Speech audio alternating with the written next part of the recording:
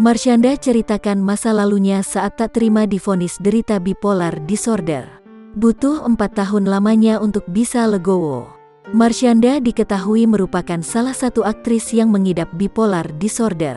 Fakta bahwa dirinya divonis mengidap penyakit mental tersebut rupanya tak mudah diterima Marshanda. Ia sempat tak mau mengakui dan enggan disebut sebagai seorang bipolar. Hal itu disampaikannya saat berbincang santai dengan Ashanty baru-baru ini. Selama kurang lebih 4 tahun lamanya, Marshanda tak bisa menerima penyakit yang tengah dideritanya itu.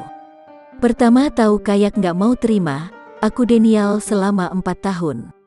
Kayak, apaan sih? Masa aku sakit mental?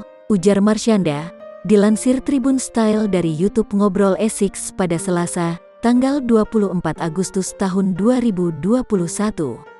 Meski mengidap bipolar, Marshanda tetap beraktivitas seperti biasa.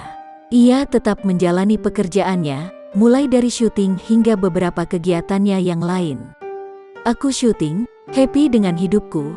Memang aku punya konflik dalam hidup, tapi masa aku dibilang punya penyakit jiwa? Aku nggak terima selama 4 tahun, katanya. Meski begitu, lama-kelamaan Marshanda mulai membuka pikirannya. Ia mencoba untuk menerima keadaan dirinya yang berbeda dari kebanyakan orang.